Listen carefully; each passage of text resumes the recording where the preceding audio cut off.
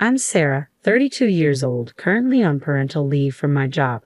It's been 4 months since I welcomed my daughter into the world, and I'm starting to contemplate returning to work. Meanwhile, it seems my husband, Sam, hasn't fully embraced his role as a father yet, despite our daughter's arrival. Sarah, you're not considering quitting your job just because of the baby, are you? Sam's words, uttered right after our daughter was born, were far from the supportive sentiments I expected. Not only did his comment unsettle me, but it also elicited concern from my parents who were present at the time. I'm just grateful our daughter is healthy. Let's discuss work later. Once things have settled, I interjected swiftly, unable to bear the discomfort in my parents' expressions. We've been married for 3 years now, yet Sam's peculiar behavior isn't a recent development. It's been a constant since we exchanged vows. The quirks I once found endearing during our single days now contribute to my daily exhaustion as we share our life together. It's evident that Sam's struggles extend beyond our home life. His frequent reprimands at work and the air of despondency he carries home hint at deeper issues. I'm starting to wonder if I'm just not cut out for this job. Once I get in this funk, nothing seems to shake it off, he confides, his mood lingering gloomily throughout the day. However, by the next morning he seems to have brushed off his worries, returning to his usual cheerful self. Feeling better today? You seemed really down yesterday, I inquire, voicing my concerns. But Sam, with his volatile nature and penchant for impulsive decisions, often overlooks the gravity of his actions. His tendency to misinterpret situations and hastily jump to conclusions frequently lands him in trouble, despite his obliviousness to the pattern. Since our marriage, one thing has become abundantly clear about Sam. He regards his mother's opinion as law. The unusually tight bond between Sam and his mother caught me off guard initially. I often ponder if Sam's daily visits to his parents' house stem from concern for his mother, who lost her husband and now resides alone. Despite having an older brother, Sam's relationship with him seems strained. When his brother tied the knot, the notion of living with their mother didn't even cross his mind, a decision that deeply perturbed Sam. I have a duty to take care of Mom. It's disheartening how my brother left her, Sam expressed, emphasizing his commitment. This commitment is why we chose to reside near his parents abroad. While I had anticipated the prospect of living with Sam and his mother, surprisingly, she expressed a desire to maintain her independence. You two should live your lives fully. I prefer the solace of living alone, she insisted, declining our offer to reside together. Despite her initial refusal, Sam opted to live in an apartment just a stone's throw away from his parents' house out of concern for his mother. This proximity allows him to be readily available whenever she needs assistance, a setup that suits my free-spirited mother-in-law far better than cohabiting with a stranger like myself. Initially, I agreed that living near my in-laws was the most practical choice. However, as time passes, I find it increasingly challenging. I think I've caught a cold. I'm feeling too sluggish to move. Sarah, could you handle dinner tonight? Our frequent calls during my work hours with such requests have become a routine. Not only am I tasked with preparing meals, but I also find myself burdened with a mountain of laundry, all attributed to her purported fatigue and back pain. What baffles me most is that it's always me she turns to for help. I can't fathom why Sam visits his parents daily yet seems oblivious to his mother's needs. When I raised my grievances, Sam's response was unwavering. Isn't that your duty as a wife? Besides, I'm not adept at household chores. His words left me feeling as though our marriage was merely a pretext to enlist my aid in caring for his mother, a realization that deeply disappointed me. Reflecting on it now, my affection for my husband seems to have gradually waned since then. Despite my mother-in-law's daily calls soliciting my assistance, she surprisingly refrains from directly voicing any complaints about the household chores I undertake. However, the absence of even a simple expression of gratitude always leaves me feeling resentful. It appears my mother-in-law deems it only natural for me to attend to the chores at her house, reserving her complaints about my cooking solely for my husband's ears. Her lack of interest in me, beyond my husband, is evident. When I announced my pregnancy, her reaction was lukewarm at best. Yet when my husband shared the news with her, she couldn't contain her joy. It became apparent that her enthusiasm was solely directed towards him. In reality, my mother-in-law already has 2 grandchildren, yet she hasn't had the opportunity to meet them due to her strained relationship with her elder son. Having our child will be like granting Mom her first grandchild. She'll be overjoyed when the baby arrives, my husband exclaimed, his words catching me off guard, suggesting he was anticipating his mother's happiness more than the birth of our child. Despite my hopes, I clung to the belief that once our child entered the picture, my husband's preoccupation with his mother would diminish. However, even in the presence of our newborn daughter, my husband's conversations gravitated towards finances and work, devoid of any immediate display of affection for our child or acknowledgement of my efforts. Money management has always been a concern, given my husband's penchant for spending. I frequently fret over his shopping sprees, particularly the plethora of fitness equipment he impulsively purchases online, most of which never sees the light of day. I had to clear out most of it when I began my maternity leave, I explained, hoping to convey the necessity of decluttering our space. Hey, I was planning on using that. You can't just toss things out without consulting me first, my husband retorted, his tone edged with irritation. Trying to navigate the conversation delicately, I reminded him, with the baby on the way, we need to be more prudent with our finances. Despite my composed demeanor, my husband retreated into silence, refusing to engage in conversation for several days. Given that my parents were set to care for me postpartum, I returned to their home the day after giving birth. Shortly thereafter, my husband rang me up. Sarah, where are you? What about my meals? When will you be back? He inquired, seemingly oblivious to our prior discussions regarding my stay at my parents' house post-delivery. Frustration bubbled within me at his words, voiced just a day after my discharge. I've informed you numerous times that I'll be staying with my parents for a while. Manage your meals yourself. If you struggle, seek assistance from your mother or visit your parents' place, I retorted firmly, my irritation palpable. In response, my husband, sounding somewhat resentful, muttered, Sure, Mom's around every day, but she doesn't lift a finger with the household chores. And she tires of the meals I prepare, insisting I whip up something different. I was left speechless, utterly astounded by the turn of events. Assuming my mother-in-law's deep affection for my husband would prompt her to care for him during my absence seemed only natural. Little did I anticipate what would unfold next. Since then, my days have been punctuated by my husband's daily distress calls, each one a plea for help. Finally reaching my breaking point, I decided to return home, accompanied by my father. What greeted us upon our arrival was a sight that left us both incredulous. Our once tidy home now resembled a pigsty, despite it being just a week since my hospital discharge. Despite knowing full well that history might repeat itself, my father set to work clearing away the mess while I busied myself preparing meals for the upcoming days. In the evening, I reached out to my husband, hoping for even a shred of gratitude, but instead, he merely inquired, When will you be back? Frustration boiled over, and I couldn't contain my anger any longer. Are you not even the least bit ashamed that you can't manage things on your own? I erupted, my voice laced with indignation. Watching me abruptly end the call in a fit of rage, my father, his expression fraught with concern, approached me. Sarah, are you sure everything is going to be all right with raising your child and dealing with Sam? Based on what I witnessed today, it seems like Sam contributes very little around the house, he observed, voicing the concerns that had been weighing on his mind. It felt disheartening to realize that I had been pretending everything was fine, all to spare my parents' worry. But I could no longer keep up the facade. So, I confided in them about my husband's habitual behavior. You're welcome back anytime, my parents reassured me, their words a source of solace in my time of need. Since the birth of my daughter, I've been grappling with frustration and despondency over my husband's actions. Yet my parents' unwavering support served as a beacon of hope.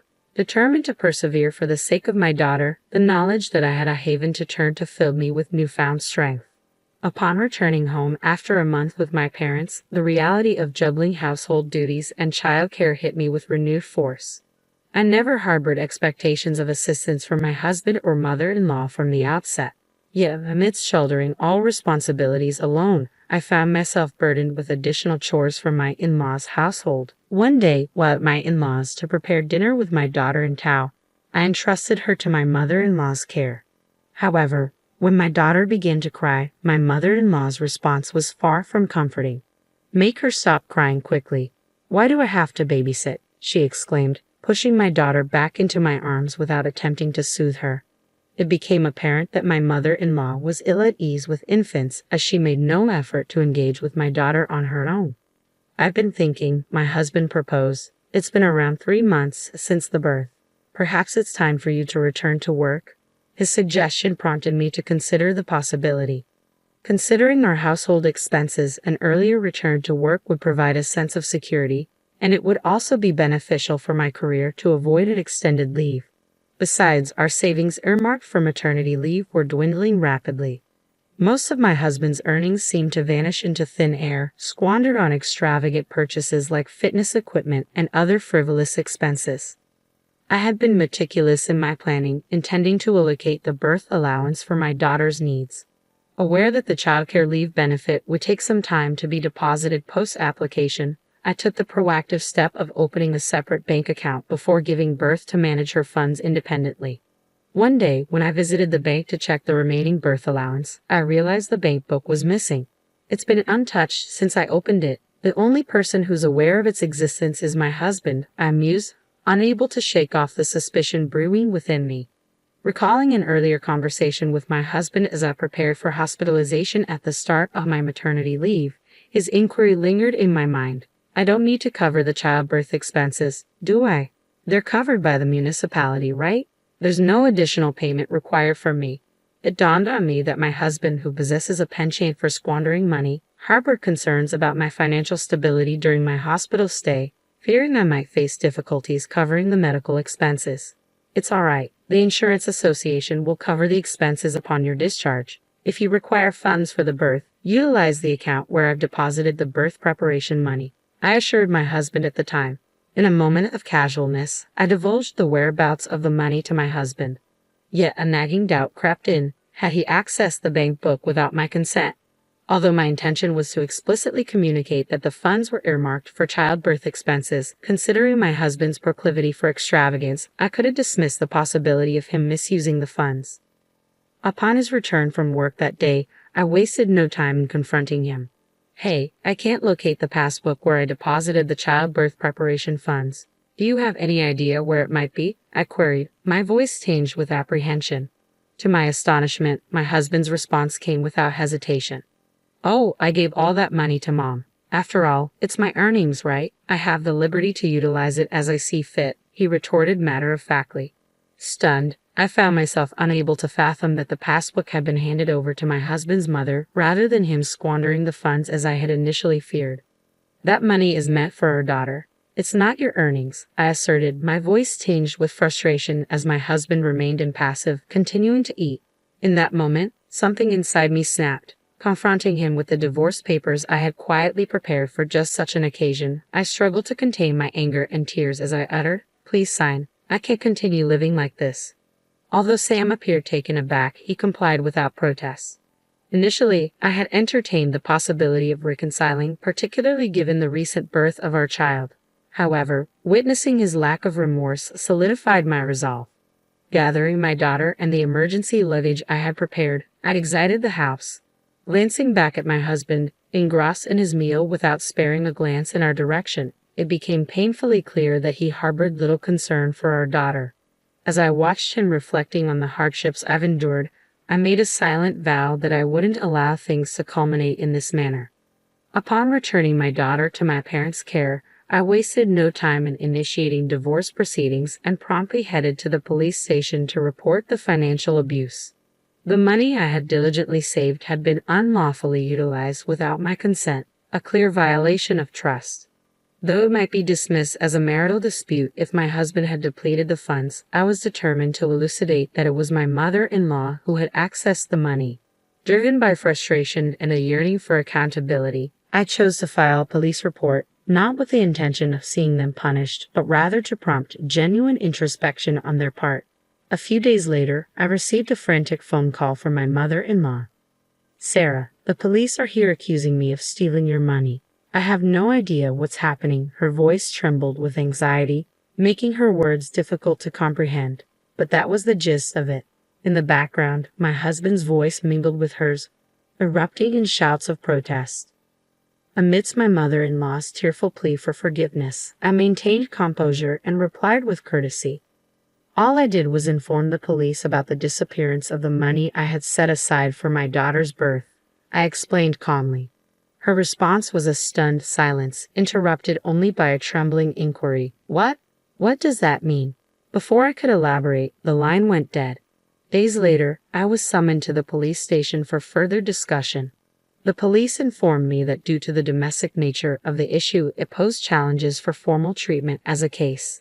It emerged that my husband had indeed handed over the passbook to his mother, stating, "It's my earnings, feel free to use it as you wish."